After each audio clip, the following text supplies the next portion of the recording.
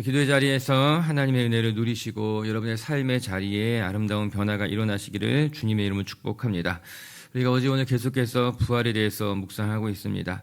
예수를 따르는 사람들은 눈에 보이는 현실만을 살아가는 사람들이 아니라 영혼을 바라보며 살아가는 사람들입니다. 우리가 세상 사람들과 본질적으로 다른 것은 우리 안에는 영혼에 대한 분명한 믿음이 있고 그 믿음에 말미암는 소망이 있다는 것이죠. 그렇기 때문에 우리는 고난을 참을 수도 있고 만족스러우지 못한 상황에 놓였다여도 불평이나 원망보다는 감사를 선택할 수 있는 것 아니겠습니까? 이는 모두 다 우리가 눈에 보이는 것에만 살아가는 것이 아니라 눈에 보이지 않는 세상, 영원한 것을 소망하기 때문에 우리 마음에는 이 세상이 전부가 아니라고 하는 거예요. 이 세상에 매여 살지도 않는다라고 하는 것입니다. 제가 좋아하는 성경 구절 중에 고린도후서 4장 16절 말씀이 있어요. 우리 4장 16절 말씀 읽고 또 연이어서 18절 말씀을 같이 한번 읽어볼게요. 같이 한번 읽겠습니다. 시작. 그러므로 우리가 낙심하지 아니하노니 우리의 겉사람은 낡아지나 우리의 속사람은 날로 새로워지도다. 우리가 주목하는 것은 보이는 것이 아니요 보이지 않는 것이니 보이는 것은 잠깐이요 보이지 않는 것은 영원함이로다. 여러분, 우리가 낙심하지 않는 것은 우리의 겉사람은 낡아져 갑니다. 그 세상에 이치고 자연스러운 것이겠죠. 흰머리가 나기도 하고 피부가 주름이 생기기도 하고 우리의 겉사람은 낡아져 가지만 그러나 우리의 속사람은 낡지 않습니다. 우리의 속사람은 날로 새로워지게 된다라고 하는 거예요. 그렇기 때문에 우리는 주목하는 것이 눈에 보이는 것 아니라 눈에 보이지 않지만 영원한 것을 주목하며 살아가는 것, 그것이 신앙인의 삶이고 부활을 소망하는 사람들의 삶이라고 하는 거예요. 오늘도 부활을 믿고 영혼을 소망하는 사람으로서 눈에 보이는 것이 전부라 생각하는 어리석은 자가 되지 마시고 눈에 보이지 않지만 영원한 것 부활을 믿고 소망하며 여러분의 삶이 더 단단해지시길 바라고요. 여러분의 삶이 더 온전케 되기를 주님의 이름으로 축복합니다. 오늘 바울은 계속해서 부활에 대해서 설명하고 있어요. 특별히 오늘 묵상하게 되는 본문의 말씀은 우리 육신이 어떠한 모습으로 부활하게 될 것인가에 대한 이야기입니다. 우리가 그냥 영으로만 부활하는 것이 아니라 우리의 몸은 어떻게 부활할 것인가 같이 묵상하게 될 텐데요. 오늘 말씀은 또 한 절 한 절 묵상해 가면서요. 우리가 가지고 있는 부활의 소망이 더 분명해질 수 있게 되기를 바라고 또 건강한 부활의 믿음을 가지고 신앙생활 하시는 여러분들 되시기를 주님의 이름으로 축복합니다. 첫 번째 말씀을 통해 우리가 기억하고 배워야 될 것, 우리는 영광스러운 몸으로 부활하게 된다라고 하는 것입니다. 우리 35절부터 한번 읽어보겠습니다. 35절입니다. 시작. 누가 묻기를 죽은 자들이 어떻게 다시 살아나며 어떠한 몸으로 오느냐 하리니 우리가 부활하게 되면 어떠한 몸으로 다시 부활하게 될 것인가? 당시 바울을 향한 사람들의 질문이었고 또한 믿지 않는 사람들이 우리에게 물을 수 있는 질문일 것입니다. 너희들이 부활을 말하는데 어떠한 몸으로 부활하게 될 것인가? 지금 이 모습으로 부활할 것이냐? 아니면 부활하고 나면 좀 다른 모습, 전혀 다른 모습으로 부활하게 될 것이냐? 그 질문이에요. 먼저 여러분에게 당부하고 싶은 것은요, 우리가 어떠한 몸으로 부활하게 될 것인가 묻는 것 좋은데 그 질문을 하기에 앞서서 부활에 대한 분명한 확신이 여러분에게 있게 되기를 주님의 이름으로 축복합니다. 부활에 대해서 믿지 않으면서 어떠한 몸으로 부활할 것이냐라는 질문은 무의미하지 않습니까? 내가 부활해서 믿지 않는데 어떠한 몸으로 부활할 것을 물어서 뭐예요? 그 믿지 않는 사람들의 질문이 사실 어리석은 질문인 거예요. 부활에 대해서 믿지도 않으면서 어떠한 몸으로 부활할지를 왜 궁금해? 왜 물어봐? 마치 부활을 믿는 것처럼. 우리도 부활에 대해서 확실한 소망을 가지고 있어야 된다고 하는 거죠. 먼저는 우리가 부활에 대해서 궁금하죠. 또 부활할 때 어떠한 모습으로 부활하게 될 것인가 또 생각할 수 있겠죠. 그런데 그 모든 생각을 하기에 앞서서 우리 빛의 교회 식구들에게는 부활에 대한 분명한 믿음과 소망을 가지고 여러분의 삶을 지켜나갈 때 여러분 부활이요 관념적인 것이 아니라 부활이 질문이 아니라 부활이 우리에게 힘이 되기도 하고 위로가 되기도 할 줄로 믿습니다. 그러면 이제 부활에 대해서 바울이 어떻게 설명하고 있는가 말씀을 통해 살펴볼게요. 36절과 37절 읽겠습니다. 시작. 어리석으여 내가 뿌리는 씨가 죽지 않으면 살아나지 못하겠고 또 내가 뿌리는 것에 장래 형체를 뿌리는 것이 아니요 다만 밀이나 다른 것의 알맹이 뿐이로되 바울은 씨앗과 그것이 자라서 큰 나무가 됐을 때의 모습을 비유로 부활의 모습을 설명해 주고 있습니다. 우리가 뿌리는 씨앗은 작고 동글동글한 것인데 그것을 땅에 심으면 그 씨의 모습은 죽고 전혀 다른 모습의 나무로 자라게 되는 것 아니겠습니까? 그것을 우리가 다 이미 알고 있더라고 하는 거예요. 그리고 씨앗이 전혀 다른 모습으로 변하고 자라는 것에 대해서 이상하게 여기지 않습니다. 그거 당연한 것이지. 지금은 작은 알맹이 같지만 이것이 땅에 뿌려지게 되면 자라게 되면 싹이 나고 줄기가 나고 잎이 나고 큰 모습으로 자라나는 것에 대해서 우리는 어느 누구도 의문을 갖지 않습니다. 뭐라고 말합니까? 자연스럽지. 당연한 거지. 그렇듯 우리가 작은 씨앗이 큰 나무로 전혀 다른 모습으로 변하는 것을 의아해 여기지 아니하듯이 우리 부활의 몸도 우리가 상상할 수 없는 모습으로 변화될 거야. 지금 이 모습이 아니라 전혀 생각하지 못했던 모습으로 변하게 될 거야 말씀해 주고 있는 거예요. 여기서 말하는 전혀 다른 몸이라고 하는 것은 외적인 생김새를 말하는 것이 아니라 그 특성과 특질에 대해서 이야기하고 있는 거죠. 우리가 전혀 생각지도 못했던 모습으로 변화될 수 있을 거예요. 여러분, 이와 매우 유사한 질문을 사두개인들이 했습니다. 사두개인들은 전통적으로 부활과 내세에 대해서 인정하지 않았던 사람들이에요. 우리가 잘 모르지만 사실 사두개인들이 유대인들에게는 더 많은 수로서 더 깊은 뿌리를 갖고 있었던 종교 지도자들이 사두개인이었어요. 바리새인들은 기원전 2세기 정도에 나타나게 됐죠. 훨씬 더 그 이후에 나타난 사람이고 바울은 바리새인들에게서부터 배웠던 사람이죠. 사두개인들이 예수님을 곤란하게 만들기 위해서 이런저런 질문했는데 그 중에 하나가 부활에 대한 이야기였어요. 그들은 부활을 전혀 인정하지 않았어요. 내세에 대해서도 믿지 않았거든요. 신명기 말씀에 따르면은 첫째 아들이 결혼을 했는데 그가 자녀를 갖지 못하고 요절하게 되었을 때는 어떻게 해야 되는가? 그의 동생 형제가 형수를 아내로 맞이해서 자녀를 갖게 해줘야 된다는 것이 신명기 율법이었던 것 아니겠습니까? 그런데 공교롭게도 둘째 형제가 형수를 맞이해도 결혼을 했지만 자녀를 갖지 못한 채 또 요절했다라고 하는 거예요. 그렇게 되면은 유대인의 율법에 따라서 셋째 형제가 형수를 또 아내로 맞이해야 되는데 그 셋째 형제도 요절하고 넷째까지도 자녀를 갖지 못하고 요절했는데 안타깝게도 그 여자도 죽었다는 거죠. 그렇다면 당신이 말하는 부활이 있고 내세가 있다면 그 여인이 부활했을 때에 다시 살아났을 때 그 여인은 과연 누구의 부인이 되겠느냐 질문이었습니다. 충분히 상상할 수 있는 일이었죠. 그리고 예수님을 공경에 처하기 위한 거였어요. 오늘 갑자기 부활했더니 남편이 4명이나 된 것이죠. 누구의 아내냐? 거기에서 분쟁과 다툼이 일어나지 않겠느냐 이야기했던 거예요. 이에 예수님께서 무엇이라고 답변하셨습니까? 마태복음 22장 29절에 이렇게 이야기해요. 우리 자막부터 한번 같이 읽어볼게요. 마태복음 말씀 시작. 예수께서 대답하여 이르시되 너희가 성경도 하나님의 능력도 알지 못하는 거로 오해하였도다. 예수님께서 책망하지 않고 너희가 오해했다는 거예요. 너희가 성경도 알지 못하고 또 무엇도 하나님의 능력도 알지 못한다는 거예요. 너희가 사두개인이고 종교 지도자고 오래전부터 제사장의 가문으로 그렇게 유대 사회 가운데 자리 잡고 있었지만 너희가 성경도 제대로 알지 못하는구나. 그리고 너희가 하나님의 능력에 대해서도 전혀 알지 못하는구나 이야기하고 있는 것 아니겠습니까? 책망하고 있는 거죠. 그리고 말씀하시는 거예요. 부활의 모습은 그와는 전혀 다른 모습으로서 부활하게 될 것이야. 우리가 생각하고 있는 것과는 전혀 다른 모습으로 부활하게 될 것이야. 그러나서 예수님께서 이렇게 말씀하셨어요. 부활의 때는 장가가지도 아니하고 시집가지도 아니하고 오직 천사들과 같게 될 것이다 말씀하고 있는 것 아니겠습니까? 즉 우리가 이해해야 될 것, 부활의 모습은 지금의 모습과는 다른 모습으로 하나님의 능력으로 말미암아 우리가 다른 모습으로 변화되게 될 것이야. 이렇게 말씀하고 계신 거예요. 오늘 본문으로 다시 한번 돌아가 볼까요? 42절부터 44절까지 한번 읽어볼게요. 시작. 죽은 자의 부활도 그와 같으니 썩을 것으로 심고 썩지 아니할 것으로 다시 살아나며 욕된 것으로 심고 영광스러운 것으로 다시 살아나며 약한 것으로 심고 강한 것으로 다시 살아나며 육의 몸으로 심고 신령한 몸으로 다시 살아나나니 육의 몸이 있은즉 또 영의 몸도 있느니라. 아멘. 할렐루야. 죽은 자의 부활도 그와 같다라고 하는 거예요. 너희들이 생각하고 상상하는 그냥 우리 육신의 생각대로 상상하는 것이 아니라 썩을 것으로 심고 썩지 아니할 것으로 다시 살아나며 약한 것으로 심고 강한 것으로 다시 살아나며 신령한 몸으로 살아나게 된다라고 하는 거예요.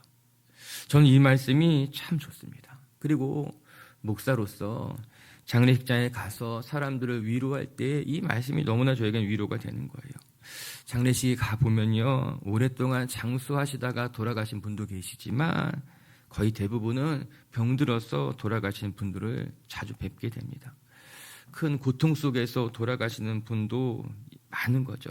그러나 오늘 성경 무엇이라고 이야기합니까?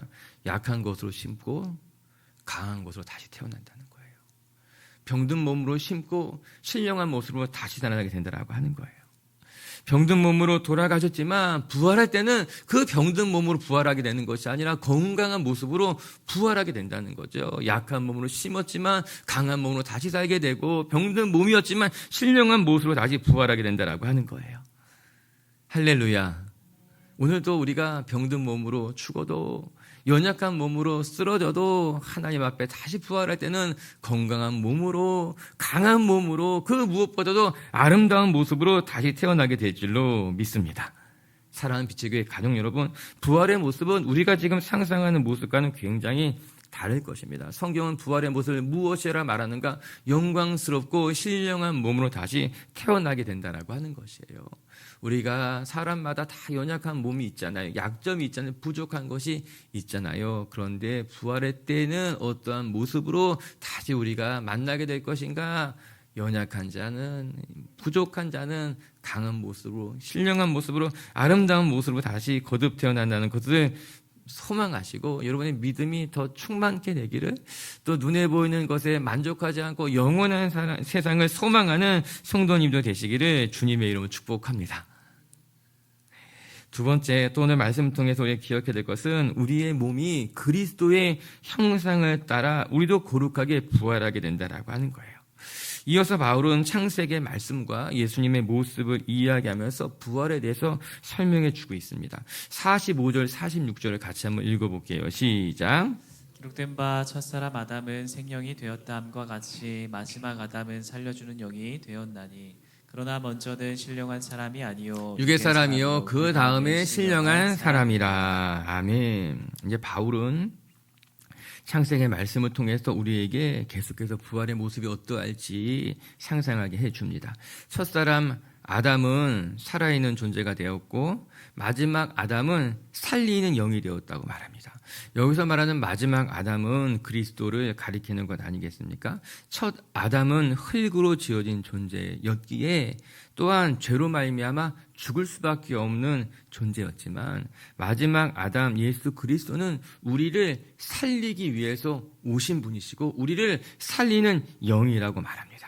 여러분 기억하시기 바랍니다. 예수님은 어떠한 분이신가? 예수님은 왜 우리 곁에 오셨는가? 예수님은 살리는 영으로 우리 곁에 오셨고 우리를 살리시기 위해서 이 땅에 찾아오셨다라고 하는 거예요. 죽은 자를 살리시는 분이시고 소망 없는 자에게 소망을 주시는 분이시고 잠자는 자들의 첫 열매가 되시기 위해서 이 땅에 오시는 분이 살리는 영 예수 그리스도라고 하는 거예요. 오늘 우리가 예수님을 믿고 예수님을 붙들고 살아가다 되면은 그 예수님께서 살리는 영으로 저와 여러분을 죽음에서 절망에서 살리셔서 새로운 하나님의 자녀로 거룩하고 신령한 몸으로 우리를 이끌어 가실 줄로 믿습니다. 할렐루야. 우리 49절 오늘 본문의 결론과도 같은 말씀인데 같이 한번 읽어볼까요? 시작. 우리가 흙에 속한 자의 형상을 입은 것 같이 또한 하늘에 속한 이의 형상을 입으리라. 아멘. 우리가 육신의 흙에 속한 자의 형상을 입은 것과 같이 맞아요. 우리가 아담의 형상에 따라서 우리가 지어지게 된 것 아니겠습니까? 흙의 형상을 따라 우리가 입은 거예요. 그래서 우리 몸도 흙으로 돌아가게 될 것입니다. 그것은 자연스러운 일이죠. 그러나 우리가 흙에 속한 자의 형상을 입은 것 같이 또한 하늘에 속한 자의 형상을 입었으니 즉 그리스도 예수님의 형상을 입었으니 그 모습으로 다시 부활하게 된다라고 하는 것입니다. 제가 신학교에 갔는데 이제 한 학기 동안은 의무적으로 기숙사 생활을 해야만 했어요. 그래서 이제 4명이 한 방을 쓰면서 뭐 같이 생활하는 거죠. 한 학기 동안에는 같이 기도하고 같이 새벽에 깨어나고 이제 4명인데 이제 제가 좀 늦게 신학교를 갔지만 저보다 훨씬 늦게 신학교에 가신 분들이 2분 더 있으셨어요. 그 중에 한 분 제일 큰 형님이 계셨는데 그분은 이런 마음이 있었어요. 우리가 부활하게 될 것인데 부활하고 나서 어떠한 모습으로 부활할 것이냐? 우리가 천국 가게 될 것인데 천국의 모습은 어떤 것이냐? 너 알아? 물어보는 거예요. 나 잘 모르는데 형. 옆에 사람에게 4명이 방을 썼는데 너 알아? 나도 모르는데 형. 그러면 그분에게 이런 거였어요. 야, 우리가 살아가는 세상이 우리가 살아가는 게 이 세상이 본질적인 게 아니라 영원한 나라로 갈 것인데 영원한 나라에 대한 지식이 우리는 너무 없어. 우리 알아야 돼. 너 죽어서 천국 가는 믿음도 있고 우리가 여기 한 80년 살고 우리가 죽으면 영원히 살 텐데 그 영원히 사는 세상에 대한 지식이 너무 없어. 무식해. 또 그 말 듣고 또 형님 말에 맞아 아무것도 없어. 우리가 모르죠. 잘 끄떡이며. 그래서 이제 한 학기 동안 맨날 모여서 기도하고 뭐 그분 얘기도 듣고 막 그런 거예요. 그래서 사실 성경에 내세가 죽고 난 영원한 세상에 대한 이야기는 많지 않습니다. 그 이야기는 또 다음에 기회가 되면 또 우리가 해줄 텐데 제가 해드리고 싶은 이야기가 많지만 그런데 오늘 본문에 따라서 우리가 그렇다면 우리가 죽음 이후에 어떠한 부활의 모습을 갖게 될 것이냐 우리가 알긴 알아야죠. 어떻게 알 수 있을까? 부활하신 예수님이 부활의 첫 열매가 되셨기 때문에 그 부활의 예수님을 보면서 힌트를 얻을 수 있다는 거죠. 우리 예수님께서 부활의 첫 열매가 되셨습니다. 오늘 어느 누구도 어떻게 부활하고 어떠한 모습으로 부활했는지는 알 수 없어요.